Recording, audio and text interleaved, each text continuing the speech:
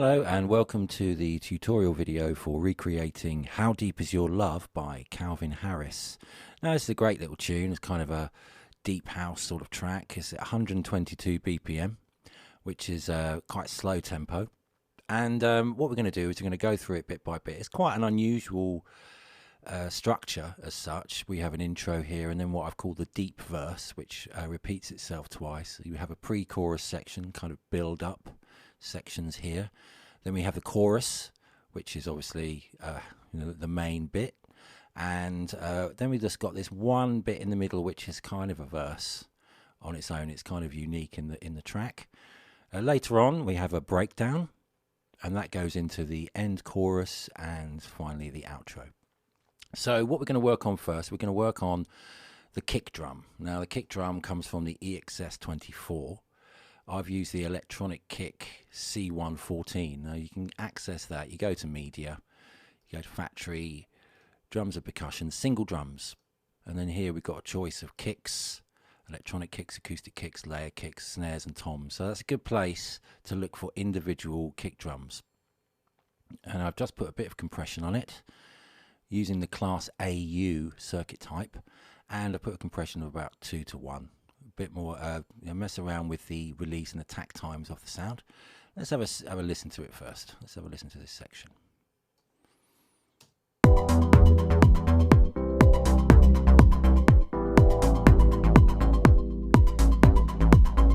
it's quite a hard sounding kick, and I've used a little bit of EQ as well just to boost the bass end on that. And it's a 4 to the floor, which is straightforward. As you can see here, four beats on the bar. And later on, it changes. In the pre-chorus, there's kind of a build-up. If we look at the kick drum here, you can see I've used velocity to shape it, to make it quieter. So it sort of drops down here, going out of the main groove. So it's much softer, because it's actually being reinforced by a snare pattern there. But we'll get there, So that's the kick drum. Next, I want to look at the bass, which is kind of very prominent in the track. There are 2 versions of the bass line, as far as I can hear. So if we look at the first one, I'm using the ES1 for this, and I'm using producer bass. Now, don't really need to do much with it. Just change the cutoff if you want, just to kind of fit it in with the stimulus material with the original track. You don't really need to change anything else on that. It's velocity sensitive, so you can make it bounce a bit by changing the velocities of the notes. Now the note lengths are very important in this. So you've got a short note here, 2 long notes. This one's slightly longer and that one's slightly shorter. So that makes it groove better. Let's just have a listen to this section.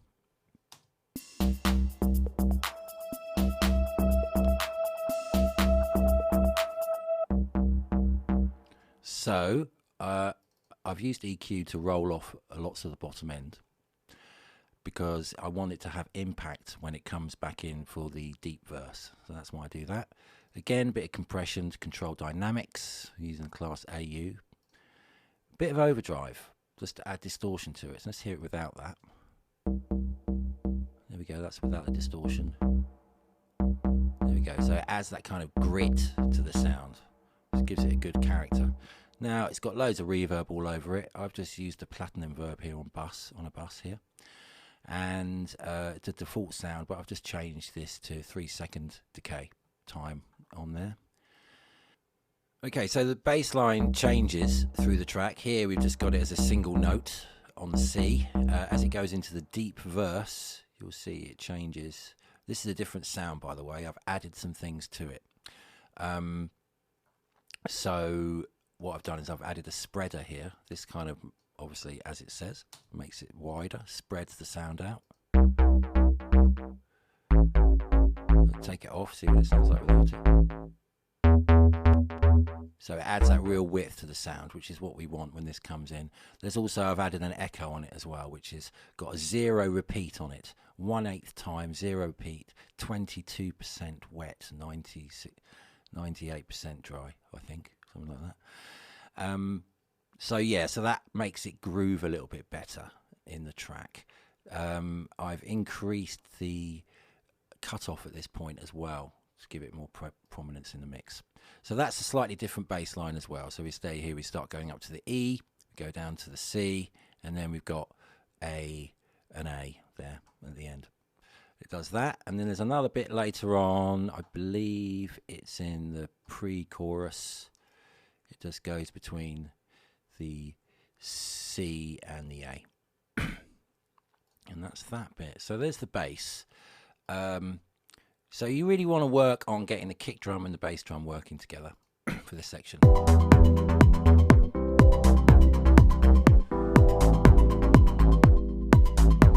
Alright, so let's go on to the chords. The Bright Suitcase. Now we're using a Fender Rhodes EVP 88 for this.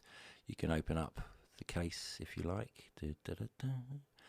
And you can have a mess around with all these. I'm using the Bright Suitcase. The things to change really are tremolo, the sort of wah, wah, wah, wah sound, so you can increase the intensity, lower the rate, give it a bit more chorus. You can increase the drive a bit because it sounds a bit dirty in the mix, and have a darker tone, a little bit of a darker tone on it. So you can have a fiddle with that. Just put loads of reverb over it, that platinum verb. And on this EQ, you can see I've rolled off lots of the bass end. And that sounds like this.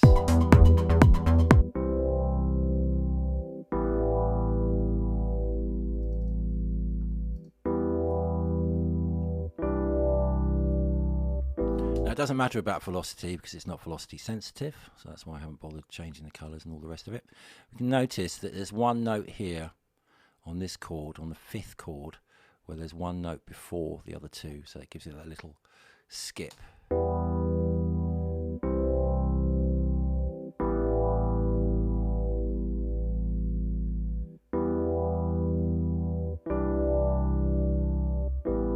here on the 6th chord. There we go. There's another bit that comes in later on this, on the Rhodes, which is you just create another instance of the Rhodes. Using Command D on the keyboard for duplicating, so just highlight the track, Command D, and it'll make a copy of it. I've then compressed this, and I've created a special reverb for it. So this is a delayed reverb, which gives you a lot more space and kind of really opens out a sound. They use it a lot on vocals as well. In fact, I probably would use it on the vocals for this track. So yeah, so what I've used here, I've used the Space Designer, so I've got one single delay on the 8th beat here. Single unity gain, so what the level that goes in will be the level that goes out, and it's just one delay, and then that's going into a Space Designer reverb 2.4 spring reverb, and that comes in at this point, so we hear that together with the other one.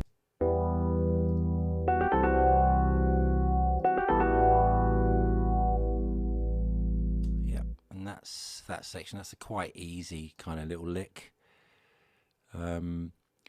It's essentially you just quantize it to 16th notes, but try and play it in if you can. And that is the Rhodes piano. Right, so let's go back to the deep verse groove and start looking at the other kind of percussion that's going on here, because the main groove at this section is the analog bass distortion. Now this took a while to kind of find and work out. Let's have a listen to it. So there's quite a lot of effects on that to make it groove in the way that it does.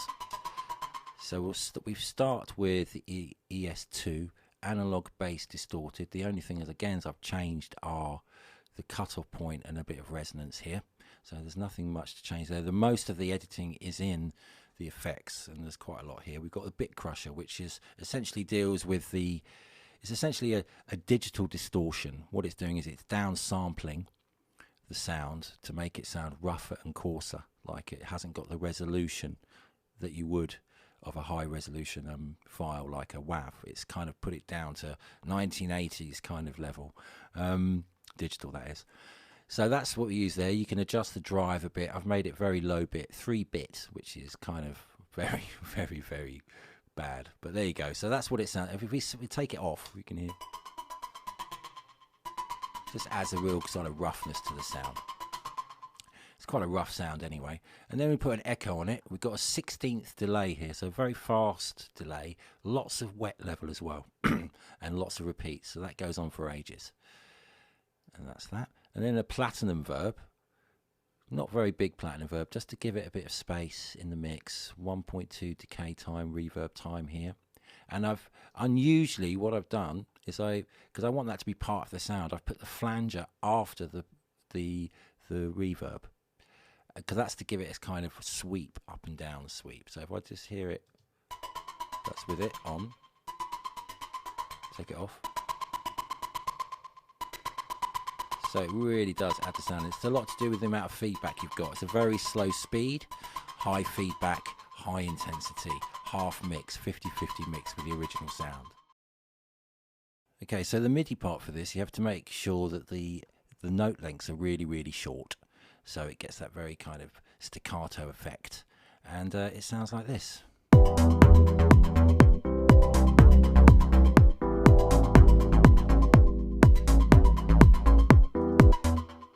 Okay, so now let's focus our attention onto the intro. Let's start off by looking at the main kind of pad sound that we have there, which is here I use the ES2 for this. I've used an MW pad creator, which you can get from the browser over here, and I've just adjusted a little bit of the cutoff here, not much in there for that. And then to make it sound kind of, it's got this reverse type sound in it, so one of the plugins you can use is the N-Verb, and this has a kind of pseudo reverse effect, and that adds a movement to the sound. Okay, so let's have a quick listen to that sound. It's just one single note. I'm using automation on it, so I'm using volume automation here. You can see the slider going up, bringing it down, and it's a kind of a saw wave type effect. You'll notice that there is another pad underneath. It doesn't come in for the intro, but does add a level to it later on. Now I've got this synthesizer from the EXS24, it's the big 80s, and it's got a nice slow attack envelope to it, but I've still used a bit of automation here to make that sound like that. So let's just hear those two together.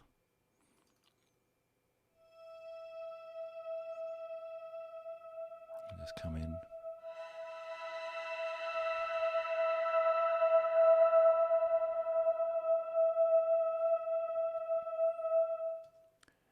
So that's coming in at the beginning there, and we've got that, and we've got the bass. There's this other sound which we find, which is a kind of percussive sound, a tuned percussion sound, a bit like an old synth pop 80s kind of vibe, and we're using the Glopfgeist for that. And one of the presets is called tonal. If you take the tone down so it's more percussive and less tony, that's what it sounds like. I've used a bit of tape delay on there, 75% groove on this, on a 1/8 time there. Quite normal kind of wet and dry level, 18-20% on the feedback. Yeah, so that's that, with a bit of Silververb, which is a kind of metallic type reverb that we find in Logic. Haven't used much on that. I've just increased the mix a tiny amount. And that's that sound. So let's have a listen to that sound whilst looking at it from the piano editor. We can see that the notes start on a C here, and we go through to an A, B flat, and ending on the F. So let's have a listen to that.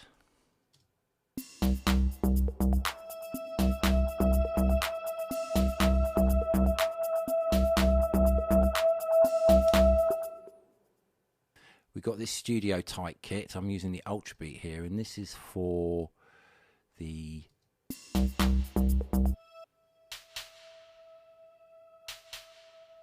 that sound, a kind of a crashy, soft crash with loads of reverb. So I'm using that special bus I created with the Delay Designer and Space Designer. There's a few variations in here, so that's just like an ambient bit of percussion for the intro. Okay, so we've got some more percussion here. Let's have a look at this percussion. We've got this percussion here, and that's like a crash on beat 1. Again, pans to the right a little bit. We've got some little claps from the Ultra Beat. We have a clap, small clap as well on there. Okay, and finally we've got some shaker pattern here. So where do we get the shaker from? It's quite a good thing to think about. A good shaker can make all the difference to how a track grooves. What I usually do is I go to loops over here and I type in shaker into the search box, and I'll go down, and remember the green ones are MIDI, the blue ones are audio, so we're dealing with MIDI here. Funky Strut Shaker 1. That's what I use as my basic groove. I will then copy this, bring that into the arrange page, and it will load in the drum kit that it comes from. Let's stop that. And then you edit it. So it's really important that you use velocities to edit it. You can use the Hyperdraw if you like, and if you like to change all the velocities like that. That makes that quite easy. And then I've added a little bit of tape delay, just a touch, like 3% feedback on a 75% groove of a quarter note, 16% wet level. And that basically puts in the gap that I've put there. So the shaker part is only for the intro in this case. But we do use this same sound for different parts throughout the track. So let's just stay with the drums for a bit. Let's look at the pre-chorus, because there's a lot going on here. So if we look at this one here, let's have a listen to the chorus first, pre-chorus first.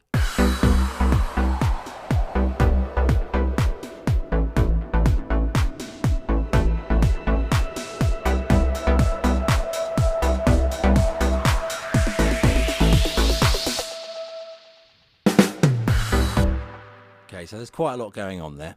Let's take it bit by bit. So we have a few sounds. Just a snare, I believe it is, just on the 4/4. So that's being reinforced by the kick drum, as I said before. We got those two together, and then we got this part coming in, which is the most complicated part. And we're using a velocity and filter to get this to rise up. So we see here we can use the Hyperdraw here to get it all nice and get a nice crescendo on there. Later on, we start bringing in, we have a variation here of a snare. Here, kept building up, and then we've got like a 16-beat hi-hat groove happening. Now these three notes, they're grouped together in a mono group, so they cut each other off. That's how you get it to swing. Remember to use the 16C swing quantize here as well to get it to work really well. If we have a listen to that.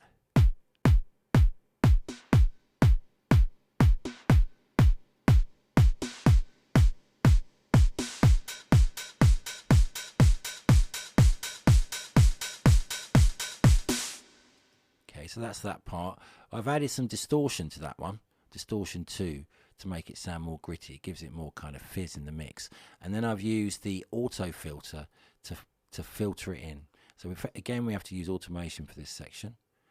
If we just open it up and go to the automation, you can see here, this is the filter opening up. There it is. It's got to start quite high because we're talking about hi-hats really. So, you know, there's not much low end in a hi-hat. And that builds in like that.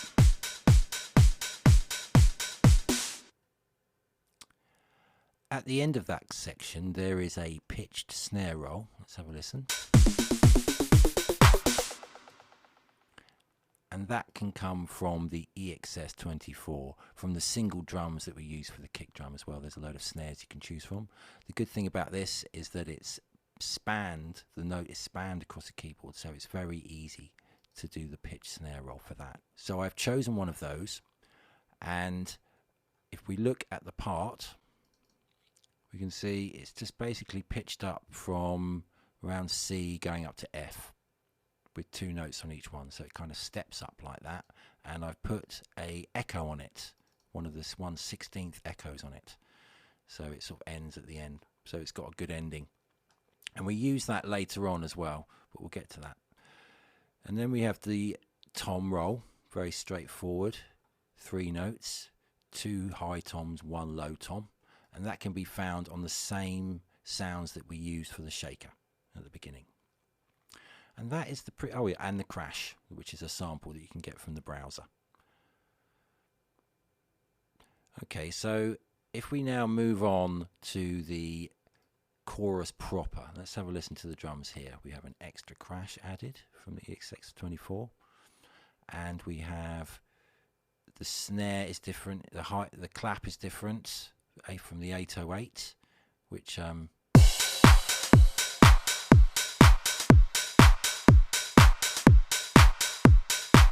let's just look at the hi-hat pattern. It's very straightforward off-hat pattern with a little clutched second hat here. 16C swing again. And we have an extra little groovy bit off the EXS24. I'm just using one of the single drum snares again. And this is very low in the mix, but it adds a kind of skip to the groove. Let's hear that.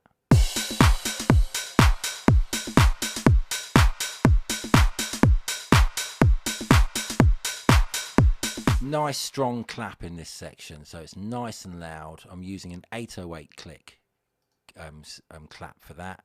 Plenty of reverb, and I've used some EQ here just to boost the top end to make it nice and bright in the mix, so it really does kick through. And that's the chorus drums. Let's go on to this tiny little verse here. Everything breaks down. It's just a kick drum, and we have those rising up velocities to add a kind of crescendo effect. Notice that the clap is only played on beat 4. And that rises up through this section. And then we've got deep verse 2, but it's kind of a reprise with a few extra bits of percussion.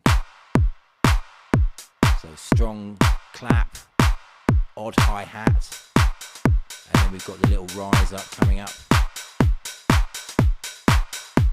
Doubled up the hi-hats here to make it stronger. A little fill at the end. Pre-chorus again.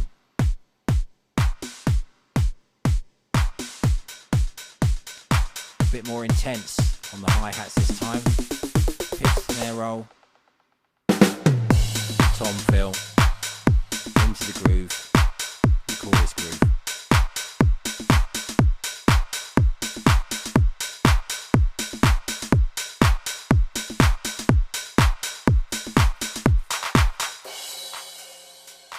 Crash, using velocities again to bring the levels down, to create the dynamic effect.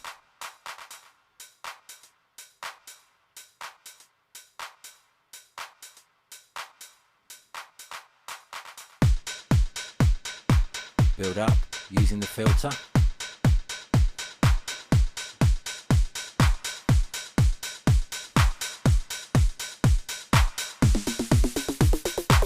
Okay, some extra little bits coming in now for the outro.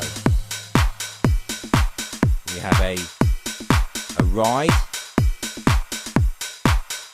on the 1, and then we have on the 1, 2, 3, 4 like a splash cymbal, and that breaks down. Little fill there, and then we've got to use a little bit of automation on the clap, where we add in a fast echo. You can see here, it's bypass at the moment. Here we go. That's the drums. Very complicated, really. You've got to really use your ears there, and it's about creating tension and release. Essentially, you've got to build it up, break it down, build it up, break it down, like a saw wave, if you like. It's a bit like that. So let's just carry on going through the sounds. Now, this bit we have white noise coming in at this point off the crash. So that works together with this crash. Adds lots of ambient sound. That kind of works with the pads as well.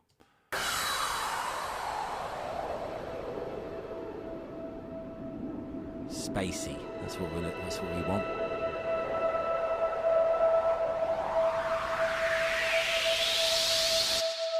So quickly how we do the analog saw synth. I've used the ES2 here, tutorial setting, analog sawtooth initial.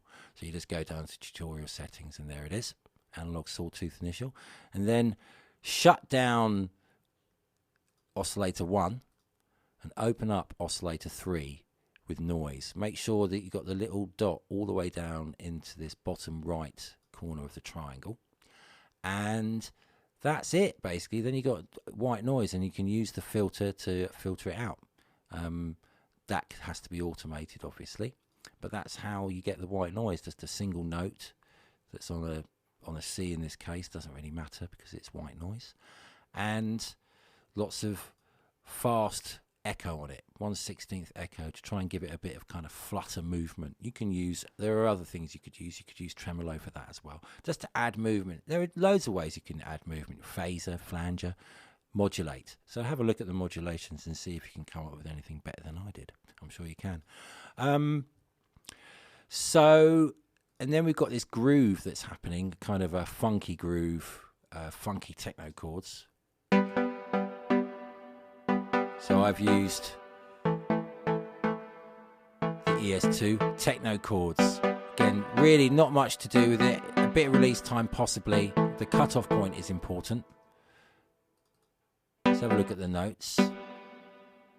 So this is velocity sensitive. You can see that I've made some of them louder than others. This is to add kind of movement in the track. And it's this very simple part. It's we've got a C and a G here going together, and then that goes down to the A and the E, and so that goes through the track. Now, to get that bite in the track, you have to use lots and lots of EQ to bring down the bottom end and boost the top end. And I've also added another little part here. It's not necessary really, but I kind of really like the sound, so I started off with it, and I wanted to, it wasn't quite right, but it had the sort of timbre that I wanted. So this is what this sound, but it's got that wow wow kind of sound to it. Now I got this from the EXS24 synthesizers that are there, and it's got that sound in it that's kind of quite resonant, but really sort of, it's a classic 90s sound, so that's probably why I like it. And that together with the techno chords kind of works. So it just adds that little bit on the top, yeah.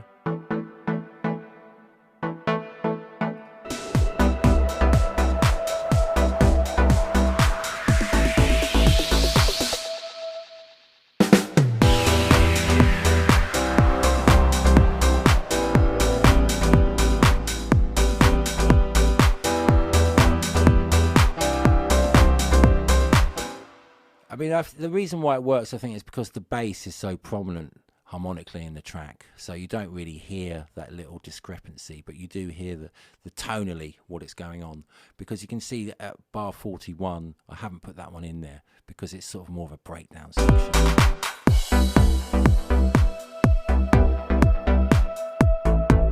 So it's a bit softer without it, and that gives me some place to go for the pre-chorus.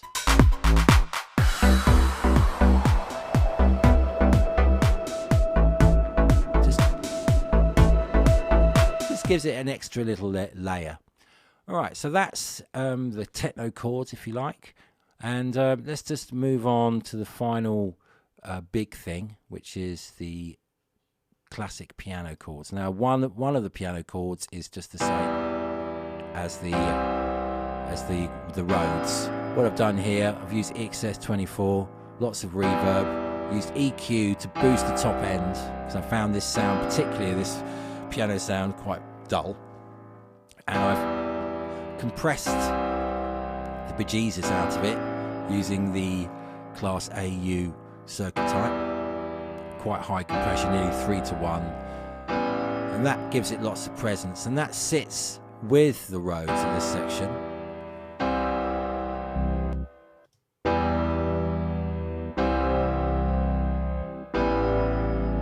So it's got a good movement in it, in the sound there. And then over the top you have the part of the piano which is following the bass, the main groove of the track. Again, lots of compression. Okay, so let's have a listen to this piano part. So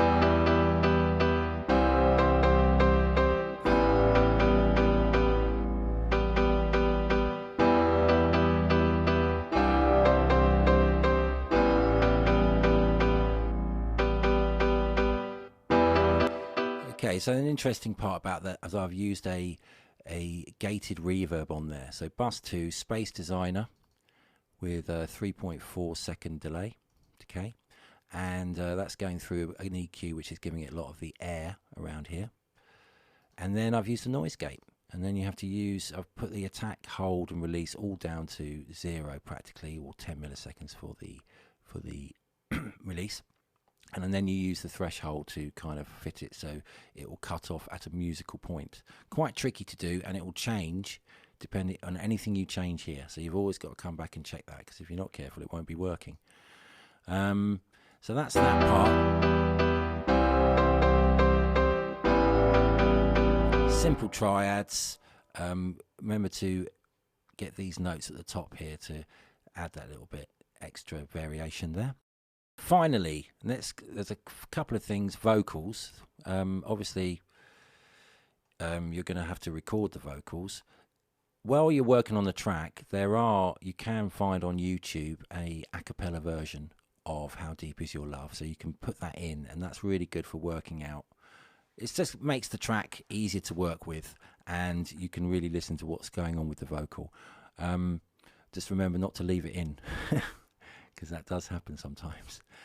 So let's just, first of all, let's look at the little I've done here, and that's basically gone into a mic, and I've put loads of Space Designer, 5.7 second decay time on that, and I've compressed it so it lasts longer, and I've put some of that delay designer as well, so loads of reverb.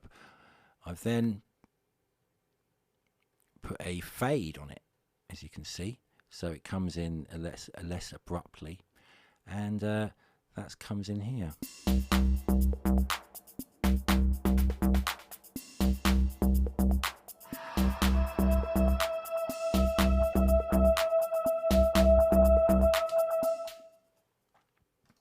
So that works quite well. So let's just go over finally on the vocoder vocal.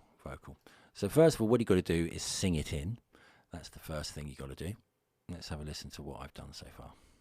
So tell me how deep is your love, can it go deeper? So tell me how deep is your love, can it go deeper? So tell me how deep is your love, can it go deeper? So tell me how deep is your love, can it go deeper? So tell me how deep is your love, can it go deeper? So tell me how deep is your love, can it go deeper? So tell me how deep is your love, can it go deeper? So tell me how deep is your love.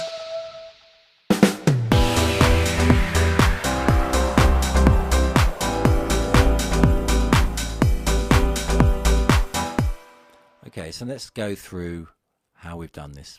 So I've recorded the vocal, that's the first thing. So you have to record it in tune, so listen to the original and try and get it into that tone. I've then used a vocal transformer on it, where I've just lowered down the formant, which is kind of like, it's like a weird kind of robot type sound. Let's have a listen to it on its own. So tell me how deep is your love, can it go deeper? So tell me how deep is your love, can it go deeper? So that's that bit. If I bypass it, you can hear without it. So tell me how deep is your love, can it go? So I've just made it sound a bit more synthetic. I've then put a spreader on it to give it a bit of width, and an exciter to add a little bit of definition in the top end, because it can get a bit muddy and lost in the mix. So once you've done that, you've recorded that in, then you have to use the vocoder. Now the vocoder is an Evox synthesizer, so it's an instrument, so you plug it in as an instrument, and I'm using the Vocal Heaven pad here.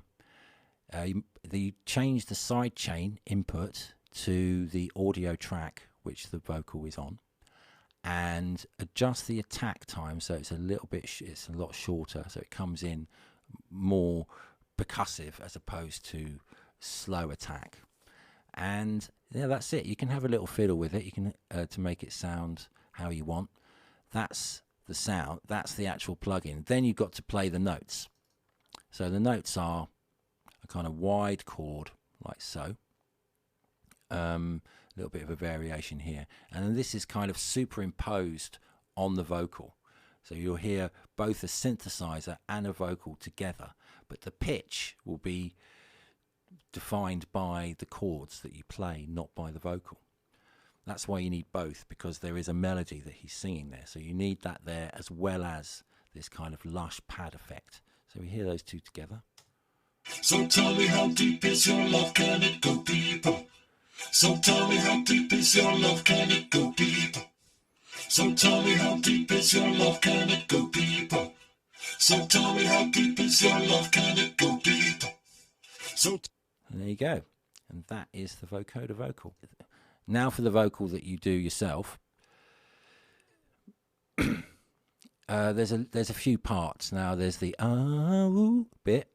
I would do that separately and kind of affect that as a separate part. So do that and then basically cut and paste that in. So use it as a part and then look at recording the main vocal.